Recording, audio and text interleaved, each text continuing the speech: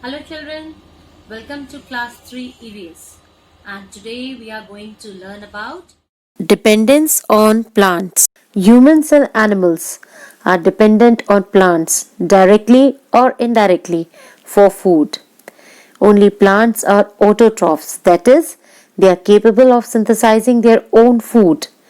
Animals are heterotrophs, that is, they are incapable of synthesizing their own food. They depend on plants and other animals for food. The man, also being a heterotroph, gets his food from plants as well as animals. Now, through this food chain, we can clearly understand that both humans and animals are dependent directly or indirectly on plants for their food.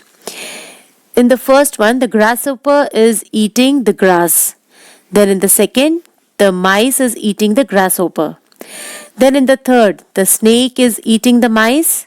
In the fourth one, the eagle is eating the snake. In the fifth, when the hawks die, fungi breaks the bodies down and turns into nutrients. And the last one, the nutrients along with sun and water cause the grass to grow. And this cycle continues. Dependence on plants. Plants are very important to us. We cannot live without them. पेड़ पौधे हमारे लिए बहुत ज़रूरी है, हम उनके बिना नहीं रह सकते. We depend on plants for the following. हम कई तरीके से पेड़ों के ऊपर निर्भर रहते हैं और वो क्या क्या है. Plants give us fresh air to breathe as a give out oxygen into the environment. पेड़ पौधे हमारे लिए बहुत ही ताज़ी हवा प्रदान करते हैं जिससे हम आसानी से सांस ले पाते हैं. वो हमें ऑक्सीजन देते हैं. Through this picture, we can easily make out that plants give us oxygen and in return they take in carbon dioxide. Plants are a source of food. पेड़ पौधों से ही हमें खाना भी मिलता है. We get cereals like wheat, rice and maize from plants.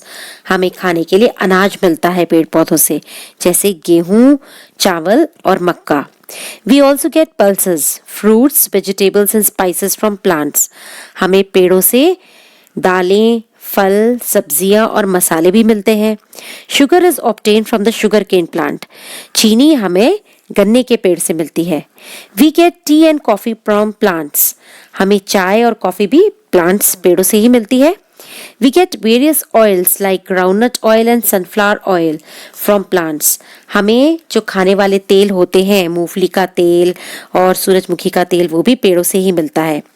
We get cotton from the cotton plant which is used to make clothes.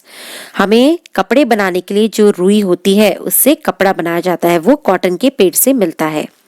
We also get jute and other fibers from plants which are used to make clothes and other useful products.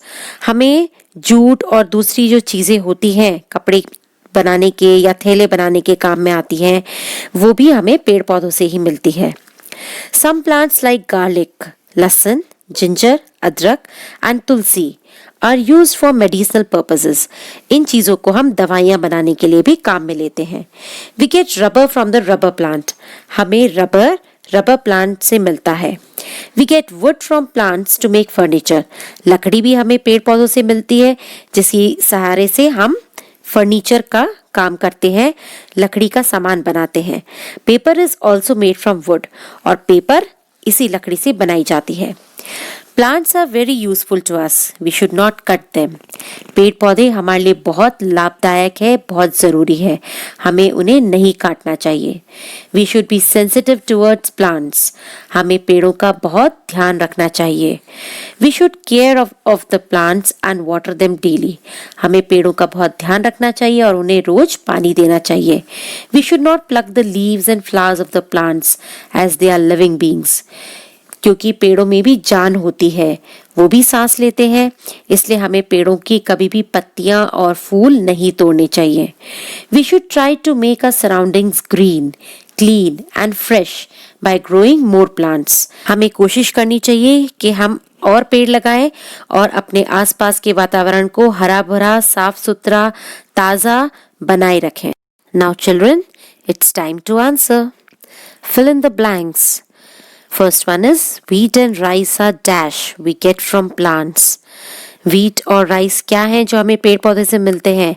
Yes, these are cereals.